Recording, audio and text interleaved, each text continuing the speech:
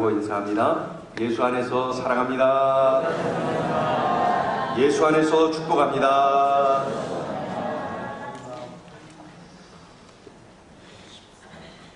헬라 대제국을 이룩한 그 알렉산더 대왕을 여러분들이 많이 들어 아십니다. 알렉산더, 얼마나 그 이름만 들어도 수많은 사람들이 떨고 또 존경하고 따르는 그러한 인물이었습니다. 그런데 이 위대한 알렉산더라고 하는 이름을 가진 부하가 그 알렉산더에게 있었습니다.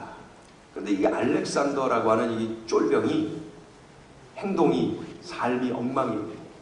그래서 이게 들려오는 소문이 알렉산더라고 하는 쫄병이 엉망으로 산다는 소식만 자꾸 들려오는 거예요. 그러니까 하루는 이 알렉산더 대왕이 그 쫄병 알렉산더가 있는 막사로 벼랑간에 찾아갔습니다. 그랬더니 그 쫄병 알렉산더가 깜짝 놀라갖고 벌떡 일어납니다. 그러면서 경련합니다. 그때 호령을 하면서 알렉산더가 말하죠. 자네가 알렉산더인가? 예, 맞습니다. 제가 알렉산더입니다. 그때 이렇게 말합니다. 내가 두 가지를 명령하겠다. 이름을 바꿔라. 이름을 바꾸기 싫거든 네 삶을 바꿔라. 엄청나게 중요한 그러한 내용을 그날 외치고 돌아갔습니다. 여러분, 우리에게도 이름이 있지요. 그리스도인, 성도, 하나님의 자녀, 이것이 우리들의 이름입니다. 우리에게 이 소중한 이름을 주셨는데 우리는 우리의 이름에 걸맞게 지금 살아내고 있는 것입니까? 사도 바울 역시 에베소 교인들을 향해서 지금 서신을 보내면서 에베소 교인들아, 이름에 걸맞게 예수의 사람들답게 살아야 된다 하면서 권면을 하고 있어요. 그러면서 예수 없는 삶, 변화되지 않은 삶의 모습이 어떠한지를 알려주고 있어요. 한번 눈여겨보세요. 17절에 이런 말씀이 있어요. 그 마음에 허망한 것으로. 17절에 나와요. 그 마음에 허망한 것으로. 뭡니까? 물질을 많이 모아요. 권력, 명예, 인기 이런 것들을 많이 얻었어요. 쌓아두기도 합니다. 그러나 이런 것들을 삶의 목표로 하다 보니까 점점 나이 들어 병 들어 그러면서 세상을 떠나는데 그 본인이 쌓아둔 거 그런 것들이 자신에게 아무것도 아니더라는 거예요. 허망하더라는 거예요.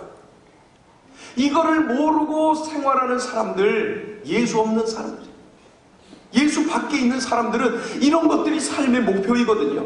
이거 다 허망한 것 아닙니까? 다 두고 떠나고 빈손으로 가는 거 알지 않습니까? 그 마음에 허망한 것으로 가득 채우려고 하는 것, 예수 밖에 있는 사람들의 모습이에요. 여러분은 어떠합니까? 또 18절에 보면 이러한 표현이 있어요. 총명이 어두워지고, 총명이 어두워지고, 내가 해야 될 일이 뭔지, 만나야 될 사람이 누군지, 또 내가 갈 길이 어디인지, 이런 것들을 명확하게 알 수 있는 이 분별력, 이 분별력이 바로 이 총명이라고 한다면은 이 분별력, 판단력, 선택 능력이 없어지는 거예요. 무엇이 옳은지 그른지를 몰라요. 예수 밖에 있으면 말이죠. 영적 무지, 영적으로 무지해버리면 이 분별력이 없어서 영안이 닫혀있기 때문에 총명이 어둡기만 한 것입니다. 또 18절에 이런 표현이 있죠. 그들의 마음이 굳어짐으로 말미암아. 여러분, 마음이 굳어져 있다는 거예요. 이것을 어떻게 표현할 수 있냐면 마음이 삐뚤어져 있는 거예요. 양심이 마비되어 있는 것입니다. 하나님께서 어떤 사람을 통해서 알려주셨어요. 또 나의 양심을 통해서 하나님의 뜻을 알려주셨어요. 그러나 마치 애굽의 바로처럼 마음이 강팍하여져서, 마음이 굳어져서, 양심이 마비되어서 회개하기는커녕 돌이키기는커녕 하나님과 관계없이, 양심과 관계없이 자기 멋대로 마음대로 육체가 원하는 대로 사는 거예요. 이것이 바로 마음이 굳어져 있다. 예수 없는 삶, 예수 밖에 있는 삶은 이럴 수가 있다는 거예요. 19절에 이런 표현이 있죠. 그들이 감각 없는 자가 되어, 감각 없는 자, 육체의 말초신경을 자극하는 것들에 관해서는 적극적으로 반응하면서 그러니까 몸이 원하는 것을 그냥 적극적으로 그냥 감정대로 몸이 원하는 대로 그냥 살아내는 거예요. 그렇게 반응하는 거예요. 그런데 하나님께서 양심을 통해서, 하나님께서 말씀을 통하여서 알려주고 있는 것은 금지는 거예요. 하나님의 생명에서 떠나 있기 때문에 이렇게 반응하고 있는 거예요. 이게 예수 밖에 있는 사람들은 이렇게 몸이 원하는 대로 그저 그 말초신경이 자극하는 대로 살아갈 수가 있다는 거예요. 우리는 어떤 것입니까? 자, 19절에 또 이런 표현이 있죠. 19절에 모든 더러운 것을 욕심으로 행하되, 끝없는 욕심, 동물적인 욕심, 때로는 악마가 주는 욕심, 그 욕심에 이끌려서 행동을 합니다. 돈을 빼앗고자 하는 욕심 때문에 사기를 쳐요. 생명까지 빼앗아요. 성적인 욕심을 채우기 위해서 사람의 인격을 짓밟아요. 몸을 짓밟아요. 하고 싶은 대로, 욕심대로 더러운 줄 모르고 움직이는 거예요. 이것이 바로 예수 없는, 성령 없는, 하나님 없는 삶의 모습이다. 그렇다면 질문을 드릴게요. 이 열거된 것들을 보면서 나는 어떤가? 나는 예수님 만나고 변화되어서 이런 것들과 관계없이 살고 있는가? 스스로에게 질문해 보세요. 질문해 보세요. 나는 이러한 모습으로부터 자유하고 있는가? 교회 나온 뒤로 완전히 달라져 있는가? 변화되어 있는가? 나는 이런 것들로부터 멀리 떨어져서 살고 있는가? 스스로 질문을 해보세요. 예수님을 만나고 그리스도인이 되고 성도가 되고 하나님의 자녀가 된 우리들에게 성경은 분명하게 말씀하고 있습니다. 옛사람을 벗어버리고 새사람을 입으라. 옛사람을 벗어버리고 새사람을 입으라. 오늘 본문에 말씀하죠. 자, 다시 한번 읽어봅니다. 21절부터 24절까지 시작. 진리가 예수 안에 있는 것 같이 너희가 참으로 그에게서 듣고 또한 그 안에서 가르침을 받았을진데, 너희는 유혹의 욕심을 따라 썩어져가는 구습을 따르는 옛사람을 벗어버리고 오직 너희의 심령이 새롭게 되어 하나님을 따라 의와 진리의 거룩함으로 지으심을 받은 새 사람을 입으라. 이렇게 말씀하고 있습니다. 내가 교회를 나왔습니다. 예수님을 만났습니다. 다 된 겁니까? 다 된 겁니까? 계속 만나야 됩니다. 계속 예수님을 만나야 돼. 예수님과 교제가 계속 돼야 돼. 예수님을 만나야 예수님을 알아요. 예수님을 알면서 예수님과 사랑에 빠져요. 예수님과 사랑에 빠져야 예수님을 닮아요. 예수님을 닮아야 예수 향기 풍기며 변화된 인생을 살아가는 거예요. 예수님 생각을 닮아가지요. 예수님의 삶을 닮아가지요. 예수님 성품을 닮아가지요. 예수님의 인격을 닮아가지요. 예수님의 비전이 나의 비전이 되죠. 이렇게 우리의 인생이 뒤집어지는 거예요. 자꾸 만나야 돼요. 예수님을 자꾸만 만나야 닮아가는 거예요. 그래야 변화가 일어나는 거예요. 내 인격으로는 내 삶이 변화되지 않아요. 내가 나를 알지 않습니까? 내 인격으로는 절대, 지금의 나의 인격으로는 내 삶이 변화되지 않아요. 예수님 만나야 변화돼요. 예수님을 자꾸 만나야 변화돼요. 예수님의 말씀이 들어오고 예수님 자꾸 바라보고 그러면은 변화되는 거예요. 닮는 거예요. 어느 날 임금님이 부하들을 데리고 암행 시차를 쭉 하던 중에 다리 밑에서 그 측은히 앉아있는 거지 소년을 보지요. 거지 소년을 보면서 측은한 생각, 불쌍한 생각이 들었어요. 한참 바라보고 있던 임금님께서 부하에게 명령을 합니다. 저 아이를 데리고 가자. 그리고 궁궐로 데리고 갑니다. 그리고 백관들이 좌우로 쫙 그냥 서 있는 그 자리에서 그 소년을 세워놓고 말합니다. 이 소년은 오늘부터 이 나라의 왕자다. 나의 아들이다. 다 그런 줄로 알고 왕자라 불러라. 그 소년은 삶이 완전히 환경이 변한 거예요. 그날 밤부터 당장 이 궁궐에서 잠을 자고 생활을 해야 되는 거예요. 그런데 답답해. 옷 다 벗으라 그러고 씻고 왕자님 옷을 입혔는데 얼마나 불편한지 몰라. 그리고 잠자다가도 자꾸 일어나는 거예요. 아유, 좋은 침대가 불편한 거예요. 아침에 일어나고 나가는 거예요. 어디로? 다리 밑으로 가서 씻으려고 나가는 거예요. 그랬더니 시녀들이 붙잡고 왕자님 그러시면 안 됩니다 하면서 붙잡고 앉혀놓고 막 그러니까 불편한 거예요. 불편한 거야. 불편하지 뭐. 에? 그런데 이것이 마냥 불편할까요? 아니에요. 조금 자꾸 왕자의 옷을 입다 보면은 왕자다워지는 거예요. 그리고 거지의 옷을 벗어버리고 왕자처럼 이렇게 행동하다 보면은 자꾸 왕자로서 그 모습을 갖춰가는 것입니다. 그때까지는 불편한 거예요. 그때까지는 과거가 그리워지는 거예요. 여러분, 거지의 옷을 벗어야 왕자의 옷을 입을 수 있지요? 거지의 삶을 버려야 왕자다운 삶을 살 수 있죠? 벗을 것 벗어야 돼요. 버릴 것 버려야 돼요. 예수 없이 살던 과거의 옷을 여전히 입고 있다면 예수님을 제대로 만난 것이 아닙니다. 오늘 우리가 읽은 본문 바로 다음 25절을 시작하면서 성경은 이렇게 시작을 하죠. 그런즉 이렇게 있어요. 그런즉 예수 없이 살던 옛사람의 행동을 버려야 새 사람의 행동을 할 수 있다. 그런즉 버릴 것이다. 그런즉 벗어버려야 할 것이다. 그러면서 네 가지를 말씀하고 있어요. 이후에 보면은 25절에 보면은 거짓, 25절에 거짓, 이 거짓말이에요. 거짓말을 버려야 된다. 26절에 보면은 분내는 거, 이 분노 버려야 된다. 28절에 가면은 도둑질, 이거 버려야 된다는 거예요. 29절에 더러운 말, 이것들 버려야 된다는 거예요. 거짓말, 분노, 도둑질, 더러운 말, 이것들을 버리라는 거예요.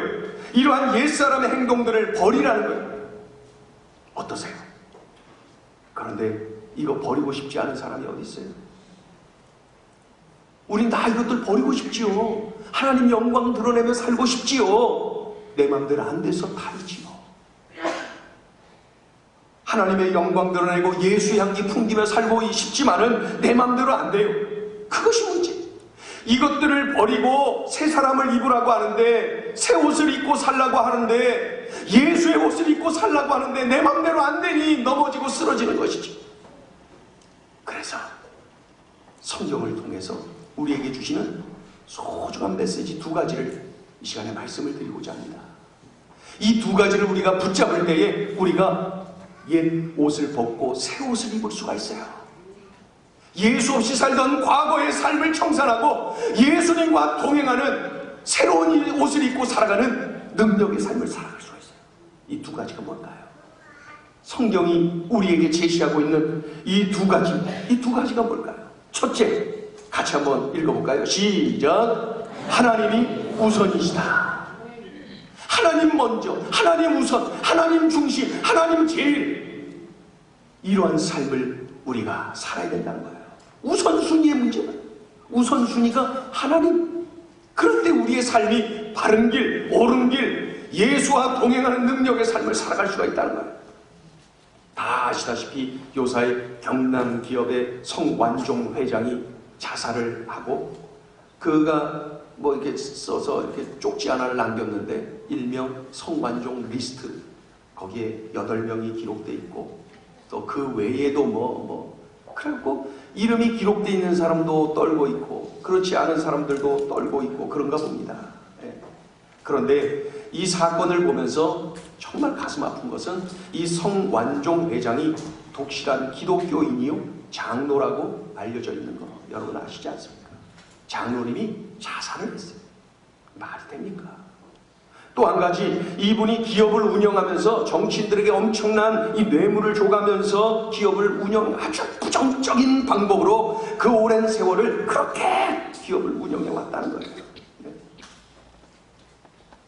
리스트를 가지고 파면 팔수록 그 기업이 어떻게 운영되어 왔는지를 볼 수가 있습니다. 그렇다면 독실한 기독교인으로 장로로 알려져 있다고 하는데, 그럼 독실하다는 게 도대체 뭡니까? 사람들은 그를 독실하다 했는데 독실하다는 게 도대체 뭡니까? 이분이 남긴 리스트를 좀 더 보면요, 8명의 이름이 써져 있는데 그 중에 4명이 독실한 그리스도인이라고 합니다. 가슴 칠 일 아닙니까? 그 4명 중에 2명은 존경받는 장로님들이라 합니다. 네? 국가 조창 기도회 회장님도 그곳에 계시고 활동을 열심히 합니다. 물론 이분들 모두가 한결같이 나는 돈을 받지 않았다, 나는 청결하다, 그렇게 외치고 있어요. 꼭 그렇게 밝혀지면 좋겠어요. 정말 좋겠어요. 그런데 왠지 불안해요. 왠지 불안해요. 이 땅의 기독교인으로서, 더욱이 목사로서 요사이 참 많은 생각을 하게 됩니다. 도대체 독실하다는 게 뭐냐? 사람들은 독실하다라고 인정을 해주는데 독실하다는 게 뭐냐? 목사로서 어떻게 성도를 대해야 되고, 어떻게 양육해야 되고, 어떻게 말씀을 전해야 되고, 어떻게 목회를 하는 게 독실한 기독교인을 만들어내는 것이니, 이러한 회의가 찾아오기도 하고요. 많은 생각을 하게 됩니다. 중국에서 사역하는 선교사님들을 만나면은 그 대화를 하는 중에 흔히 하는 단어 중에 관시라는 말을 쓰곤 합니다. 관시. 관시, 중국말로 관계라고 하는 그런 뜻이라 그래요. 관시. 긍정적으로 표현하면은 모든 사람들과 관계를 잘해서 화평을 이룬다. 이 관시 좋죠. 그러나 부정적으로 이 말이 더 많이 쓰이나 봅니다. 그래서 권력이 있거나 명예가 있거나 물질이 많은 사람들을 가까이 해서 그를 의지해서 어떤 도움을 받아내고, 또 뇌물을 바치면서 관시를 좋게 만들어서 유익을 얻게 하는, 부정적으로 이 말이 쓰일 때도 참 많이 있다는 거예요. 언젠가 기독교 방송 라디오 새롭게 하소서라고 하는 그 프로를 운전하면서 들으면서 이렇게 가게 됐어요. 그날 간증을 한 분이 누구냐면은 중국에서 성공한 여자 한국 기업인이었습니다. 자신의 삶을 이야기하는데 한국에서 생활하면서 아주 젊은 나이에 이혼의 아픔을 겪게 됐어요. 그 후에 고통을 많이 당하다가 중국으로 사업을 위해서 갔답니다. 그 당시에 그 여인은 타 종교인이었어요. 타 종교에 심취해 있던 그러한 여인이었는데, 중국에 가서 이제 사업을 하려고 중국에 갔다가 예수님을 만났어요. 누군가의 도움으로 예수님을 만나갖고 그의 삶이 달라졌어요. 그래서 예수 믿은 지 2년밖에 안 됐는데 철저하게 이 관시, 예수님과의 관시를 우선시하는, 예수님 먼저, 예수님 우선, 예수님 제일, 예수님 중심의 삶을 그가 살았던 거예요. 그래서 그가 이러한 이야기를 했어요. 제가 차를 세워놓고 막 급하게 메모를 했어요.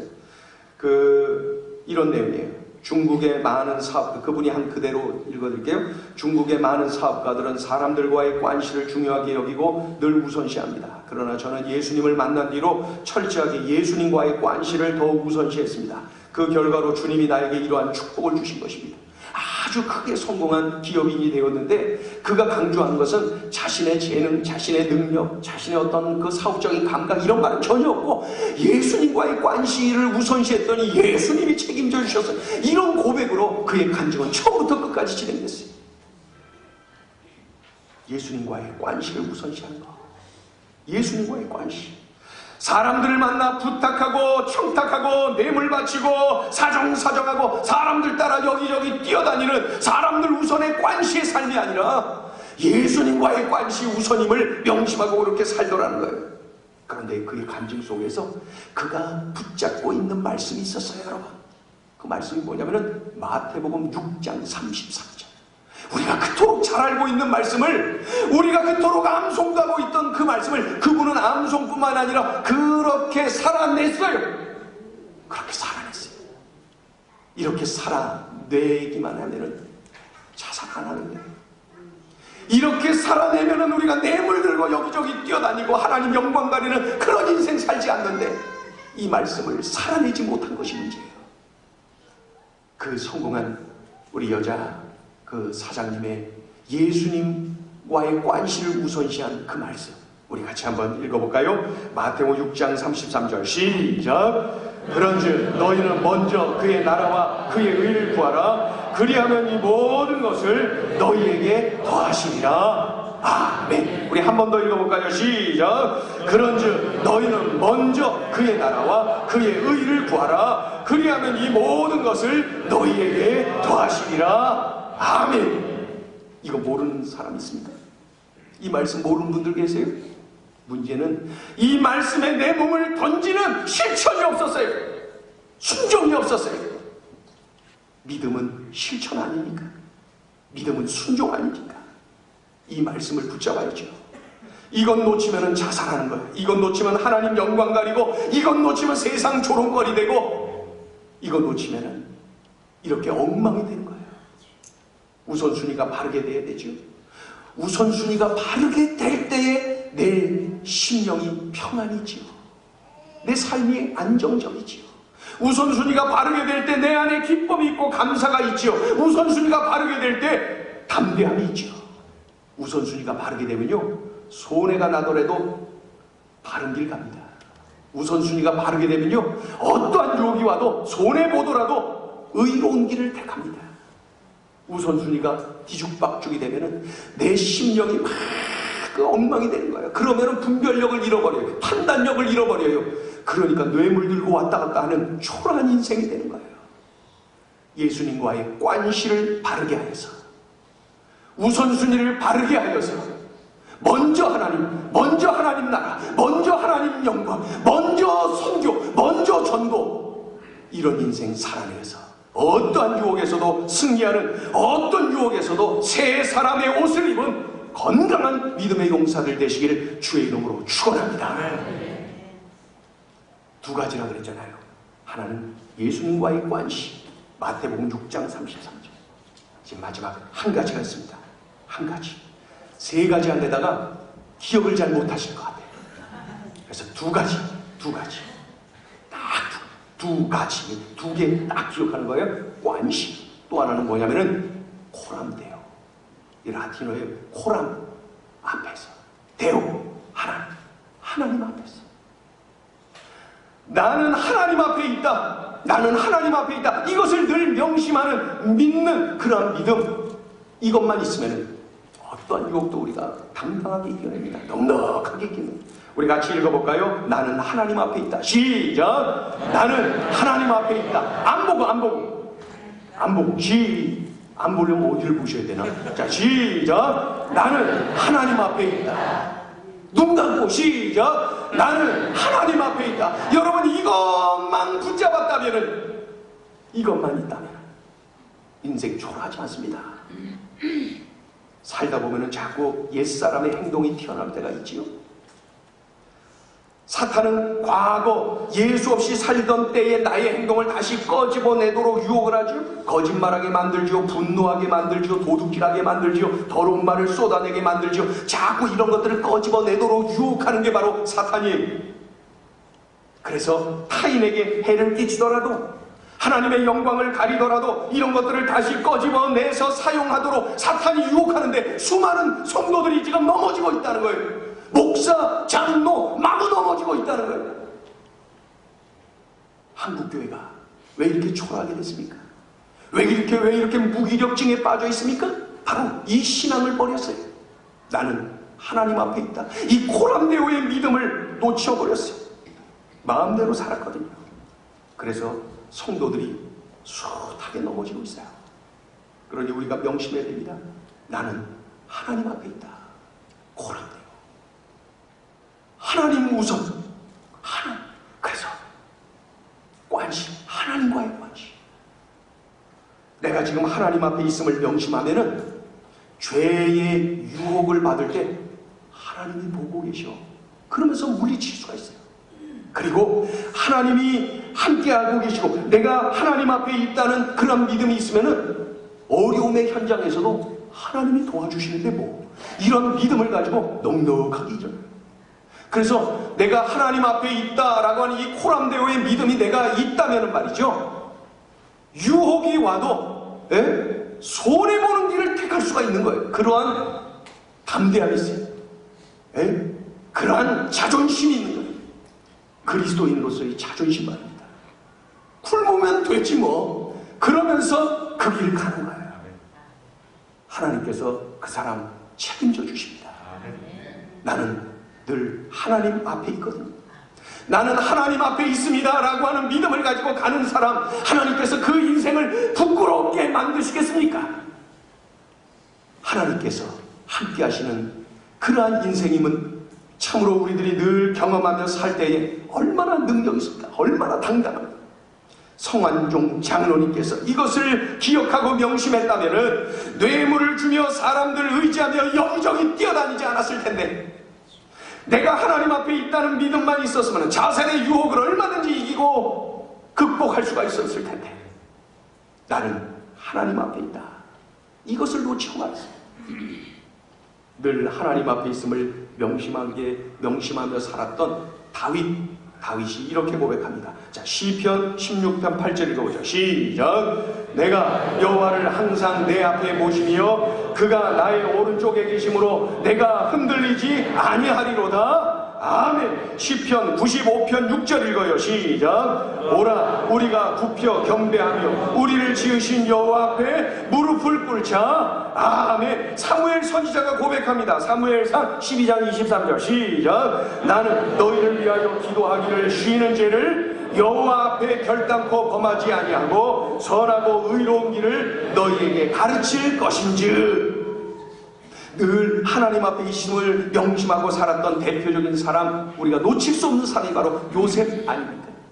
억울한 사람 요셉, 형들에 의해서 억울하게 팔려갔어요. 여기저기 팔려다가 애굽에 팔려갔는데 보디발 장군이라고 하는 사람 집에 팔려가서 그 집에 종이 되었어요. 얼마나 억울했겠어요. 그런데도 불구하고 그 집에서 어떻게 했습니까? 정직했어요. 그 집에서 성실했어요. 그 집에서 최선을 다하면서 일을 하며 도왔어요. 그랬더니 그 주인의 인정을 받아서 그 집의 가정 총무가 된 것 좀 보세요. 어떻게 그 억울한 인생 속에서 어쩜 그렇게 정직하고 성실하고 인정받기까지 할 수가 있었어요? 요셉은 늘 나는 하나님 앞에 있지, 이런 믿음이 있었거든요. 그러니 억울하고 답답한 환경 속에서도 그렇게 살아낼 수가 있었던 거예요. 그런데 어느 날 그 주인과 또 그 집에 있는 식구들이 다 없어진 틈에 그 주인의 부인께서, 그 사모니께서 잘생긴 요셉을 유혹을 합니다. 동침을 하자고 막 유혹을 하죠. 그때 이 요셉이 이렇게 말을 하면서 거부하면서 벗겨지면서 막 도망치면서까지 외치면서 이렇게 고백을 해요. 뭐라 그래요? 같이 한번 읽어볼까요? 내가 시작. 내가 어찌 이 큰 악을 행하여 하나님께 죄를 지으리까. 한 번 더요. 시작. 내가 어찌 이 큰 악을 행하여 하나님께 죄를 지으리까. 요셉은 늘 나는 하나님 앞에 있지, 나는 하나님 앞에 있지, 이 코람데오의 믿음이 있었기에 이렇게 외칠 수가 있었어요.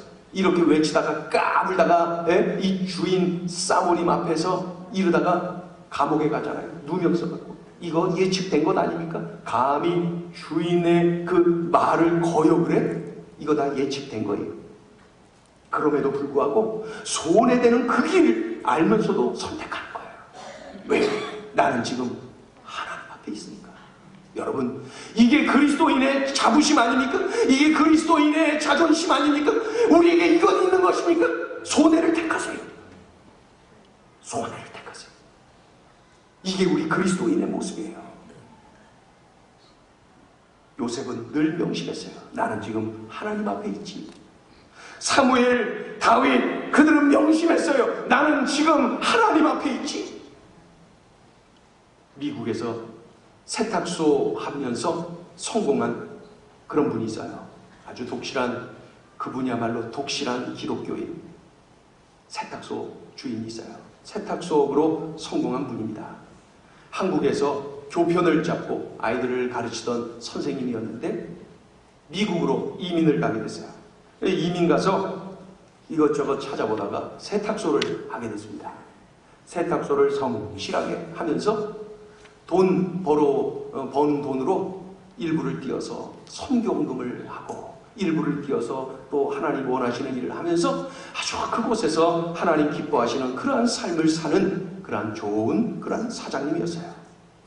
그런데 그가 그 세탁소업을 하던 중에 옷을 맡겼는데, 누군가가 옷을 맡겼는데 어떻게 옷을 만지다 보니까 그 옷 안에 돈뭉치가, 엄청난 돈뭉치가 그 안에 있는 거예요. 그 사장님께서 이렇게 외친 거예요. 야, 이거 세탁소 일하기도 힘든데 이거 돈까지 여기 뭉치고 있어갖고 나를 유혹하니 참 힘드네. 그러면서 이 돈을 서랍에다 잘 보관을 했어요. 옷 주인이 찾으러 왔죠. 옷 찾으러 왔을 때 한마디 했죠.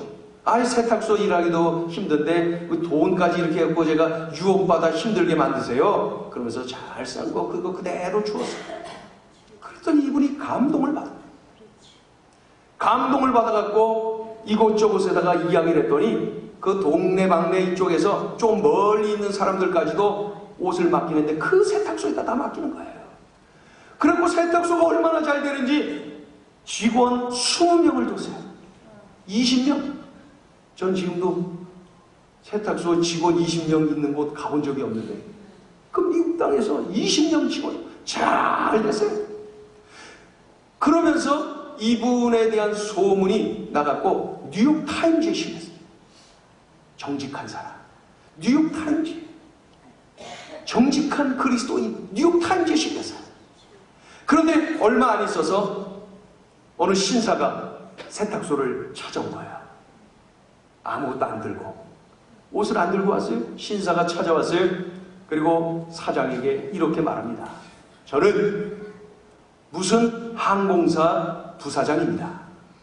아주 미국의 대형 항공사의 부사장이 찾아온 거예요.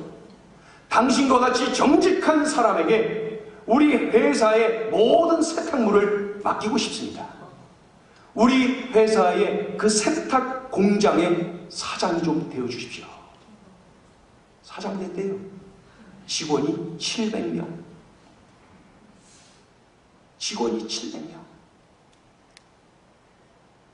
그래서 우리가 무슨 교훈을 얻어야 됩니까? 아, 내가 정직하게 행하면 이렇게 잘 되는구나. 거기 초점 맞추지 마세요. 그거 초점 맞추자고 이런 말씀 드린 게 아니라 이 세탁소 주인이 가졌던 첫 마음, 그걸 우리가 배우잖아요. 나는 지금 하나님 앞에 있지. 이 코람데오의 믿음, 이것이 있으니까 돈 뭉치 아니라 황금 덩어리 뭉치가 있다 하더라도 넉넉하게 이겨내지 않습니까? 나는 지금 하나님 앞에 있지. 도전이 되십니까? 이 세상에 얼마나 유혹이 많습니까? 교회를 뒤흔들고 목회자를 흔들고 성도들을 뒤흔드는 사탄의 유혹이 얼마나 집요하고 지혜로워졌는지 몰라요. 그래서 수많은 이 땅의 그리스도인들이 넘어지고 쓰러지고 좌절하고 있는 거 보이십니까? 그들을 향해서 손가락 세워 정죄만 할 것입니까? 나는 예외가 아니라고 생각합니까? 우리는 이 두 가지를 갖자고요. 관시, 코람데오. 예수님과의 관시가 우선입니다. 예수님 우선, 예수님 먼저, 예수님 제일, 예수님 중심으로 사는 우선순위를 바르게 하고, 그리고 코람데오, 나는 하나님 앞에 있다.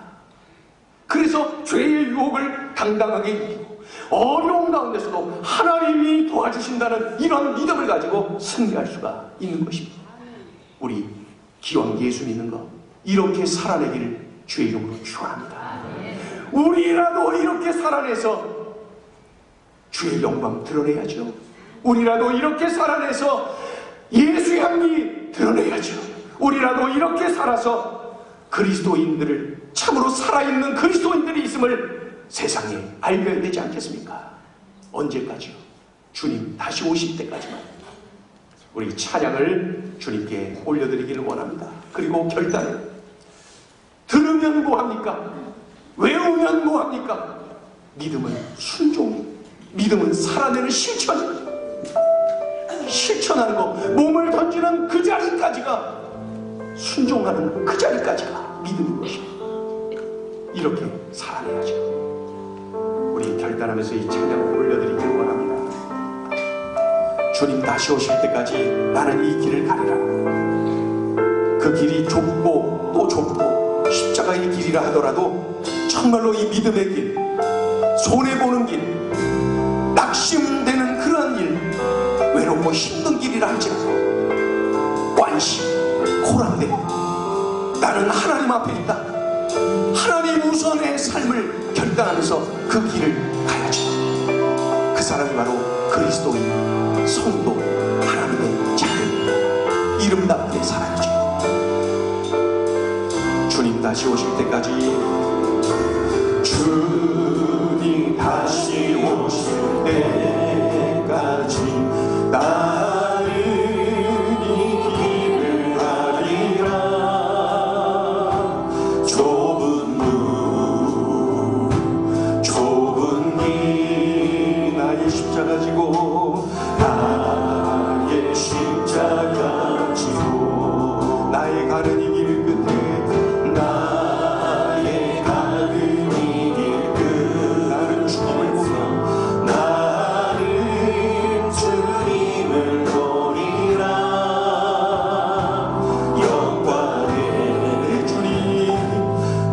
주님 나를 맞아주시니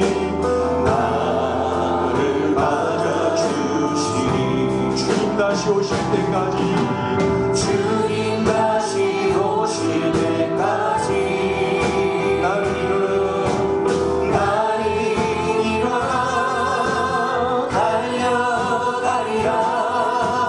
주의 영광 온 땅 덮을 때 나는 일어나 노래하리. 내 사모한 주님 온 세상 부르시라. 내 사모한 주님 영광의 왕이시라. 다시 우리 같이 일어나셔서 주님 다시 오실 때까지 나는 이 길을 가리라.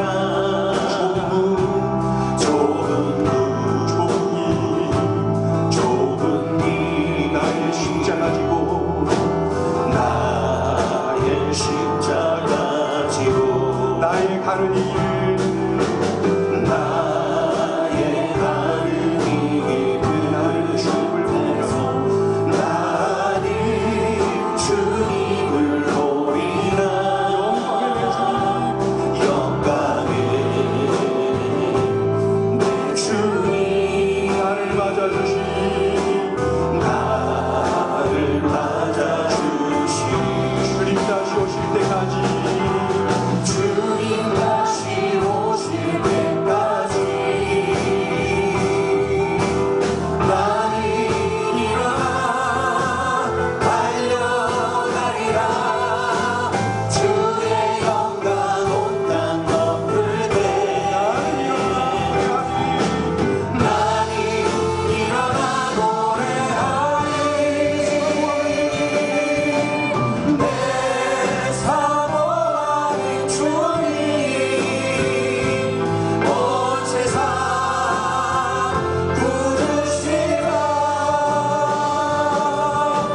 내 사모한 주님 영광의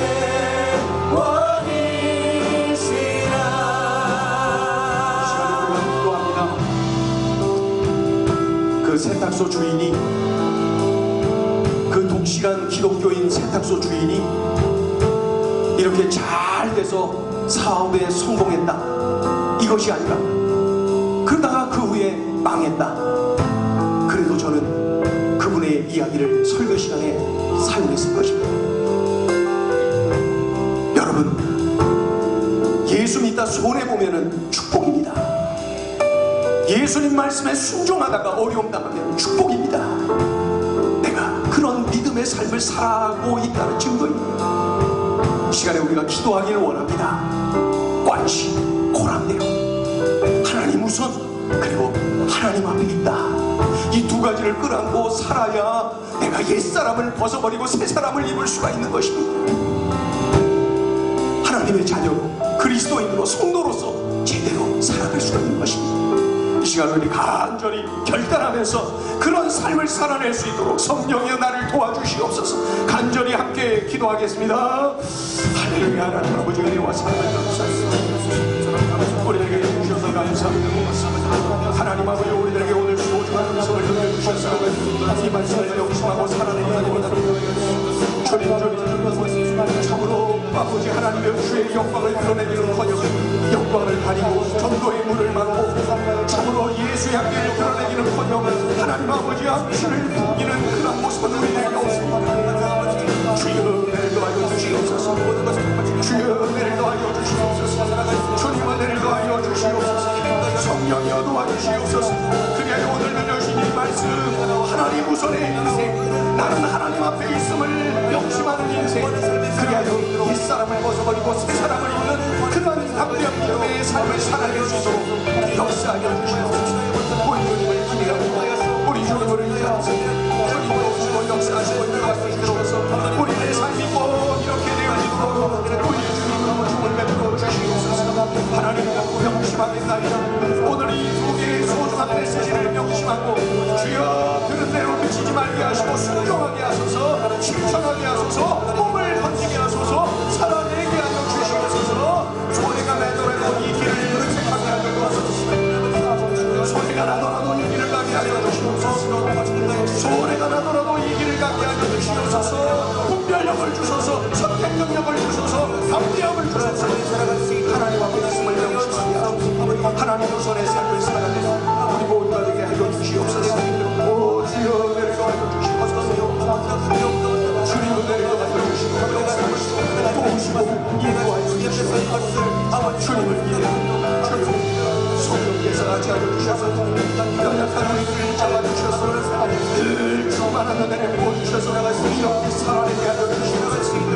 명심하여 순종할 수 있도록 성령이여 나를 도와주시옵소서. 주님의 영광을 드러내도록 성령이여 도와주시옵소서. 한국교회가 새로워지며 우리 인연이 아버지여 새로워지도록 쓸모없는 도구가 되게 도와주시고 우리 인연의 모든 성도들이 이렇게 살아가게 하여 주시옵소서. 주님 이렇게 살아가는 그리스도를 담아서 자존심을 아버지가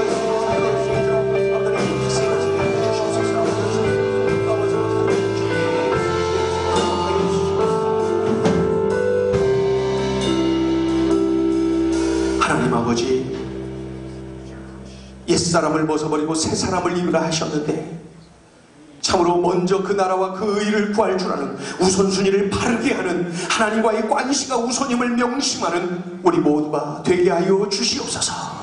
하나님 아버지, 나 자신이 늘 하나님 앞에 있음을 명심하고 사탄의 유혹을 담대하게 물리쳐 이기게 하시고 유혹의 현장에서도 하나님을 의지하여 승리해내는 우리가 되게 하여 주시옵소서. 아멘. 이 땅에 그리스도인들이 많이 있다고 합니다. 독실한 그리스도인들이 많이 있다고 합니다. 그런 중에도 이리저리 넘어지고 쓰러질 정도로 사단의 공격이 극심합니다. 주여, 오늘 들려주신 이 두 개의 메시지를 붙잡고 순종하고 몸을 던져 반드시 이겨내는 우리의 삶이 되게 하여 주시옵소서. 아멘. 주님 만나는 그날까지 이러한 영적 전투에서 승리해내는 우리 모두 되게 하여 주옵소서. 아멘. 예수님의 이름으로 기도 올리옵나이다. 아멘.